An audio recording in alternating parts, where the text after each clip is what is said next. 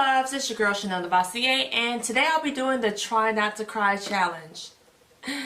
But I got my tissues on deck because I'm a big crybaby, and you know, if I watch something really sentimental, I just cry. I'm just like, oh my god, that's so sad. I crack up laughing at some stuff that isn't funny sometimes, a little weird, but that's okay.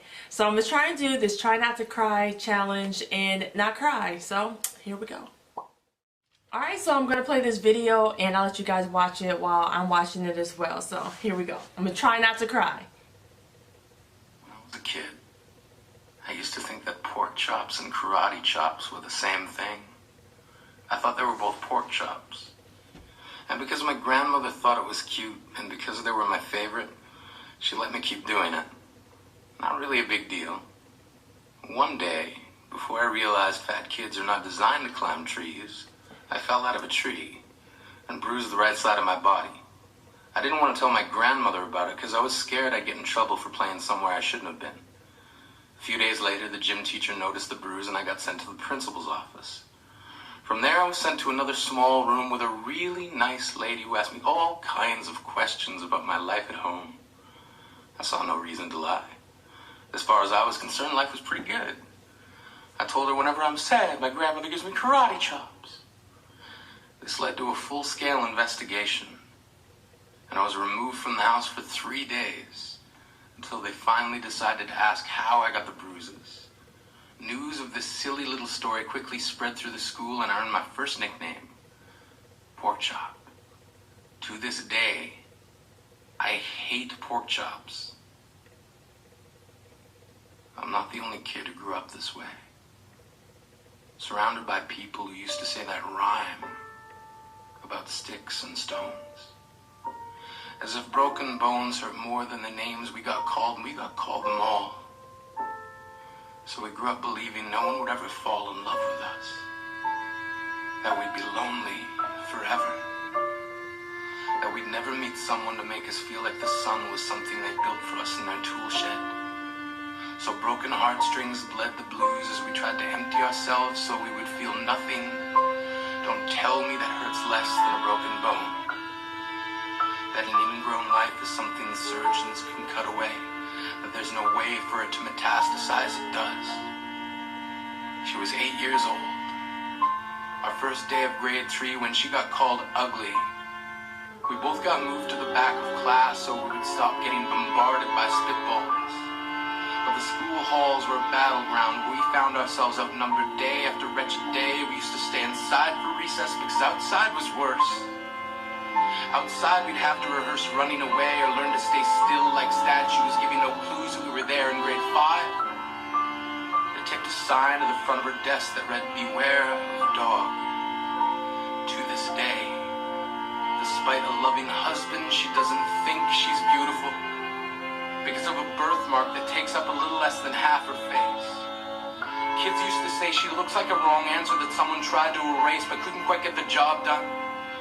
And they'll never understand that she's raising 2 kids whose definition of beauty begins with the word mom. Because they see her heart before they see her skin. Because she's only ever always been amazing. He was a broken branch grafted onto a different family tree. Adopted. Not because his parents opted for a different destiny. He was 3 when it became a mixed drink of 1 part left alone and 2 parts tragedy. Started therapy in 8th grade. Had a personality made up of tests and pills.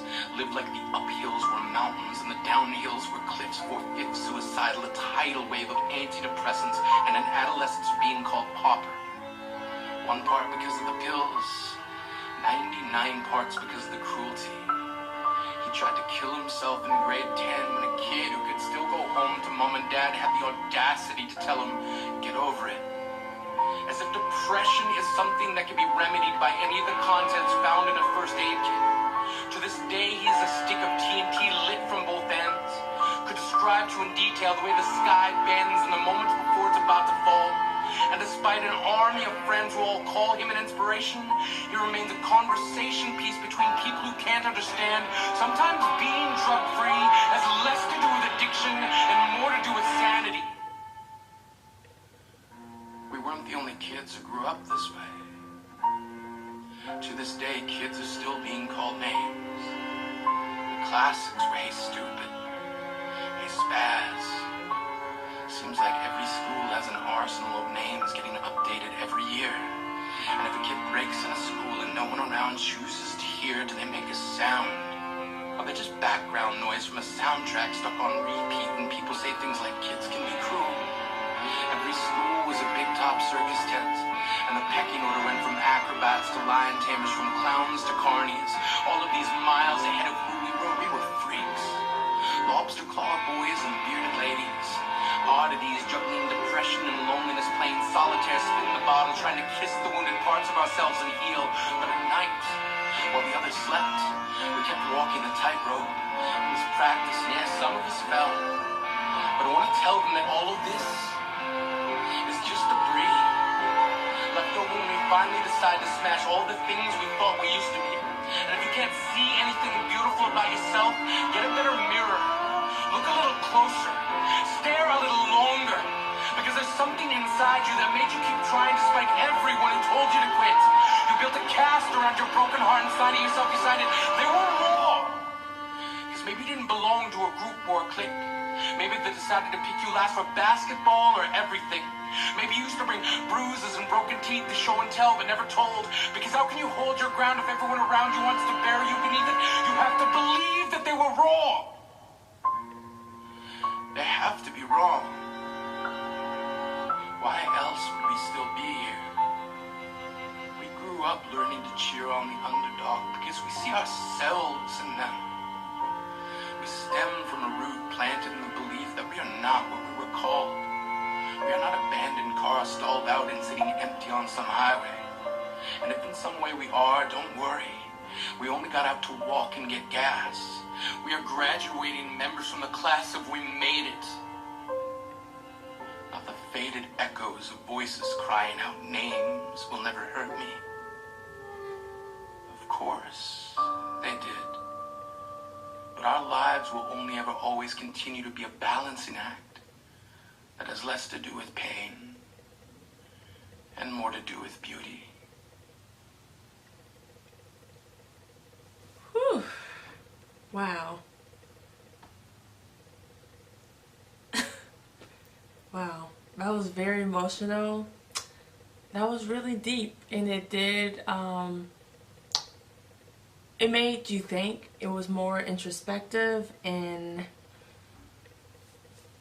I just feel more emotional than crying, because, you know, yeah, wow. I'm speechless, but that was a very emotional one, so, alright, let's go to the next one. Oh, he's a cutie pie. Daddy is the sweetest daddy in the world. Daddy is the most handsome. The smartest.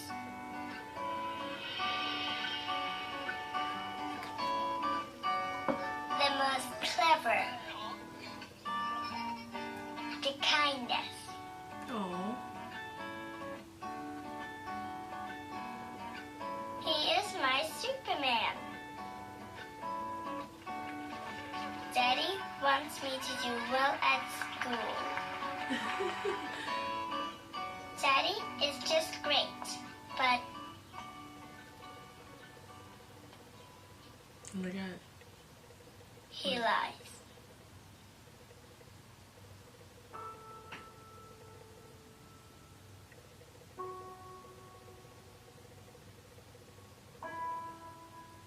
What happened? Why is he running? He lies about having a job.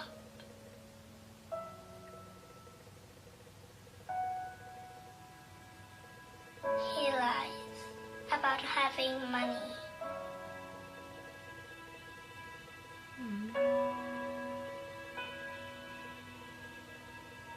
He lies that he's not tired.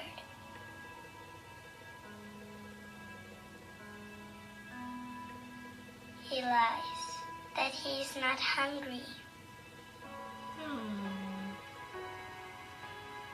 He lies I'm not gonna cry. that we have everything.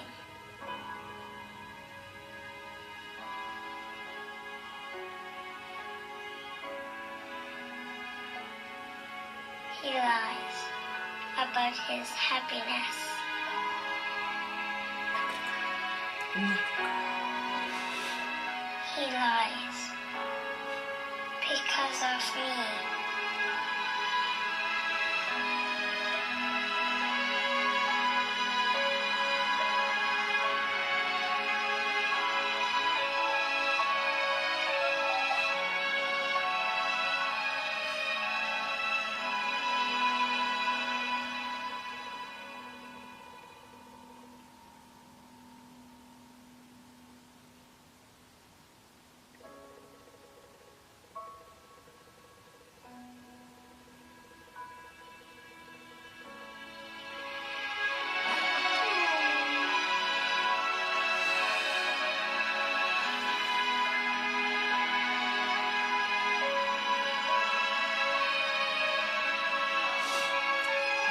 It almost got me.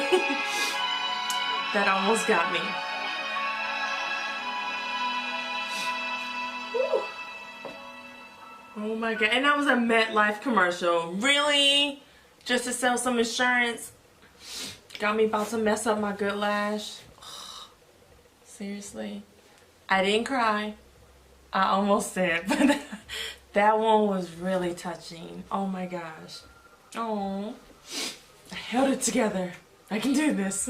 One more left.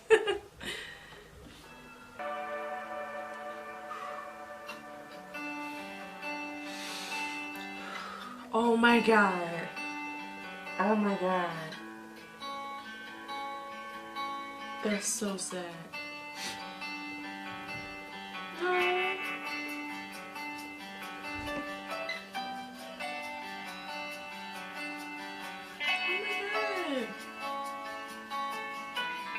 What's on him? Tar? Oh. Oh my gosh. He can't even move.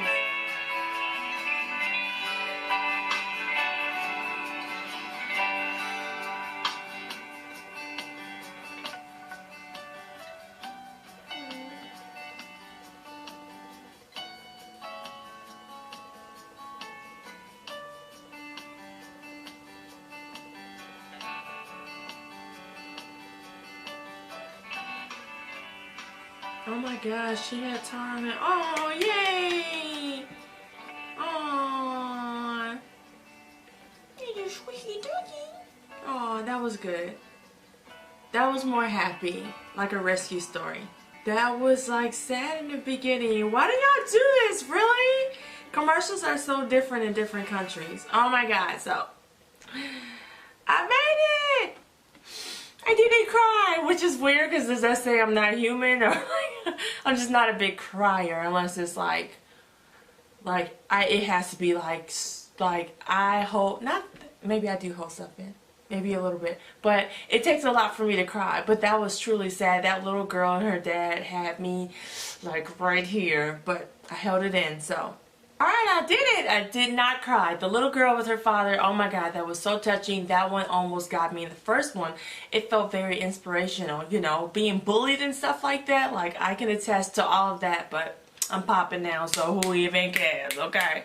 But, yeah, wow, those were really good videos, and those commercials go hard. I wouldn't even want to watch TV. Like, that would just pull on my heartstrings so much. I'm like, no, I don't want to see it. I know it's chicken wings, but I don't even want it. But thank you guys so much for watching. That was a ton of fun. Stay tuned. Stay tuned.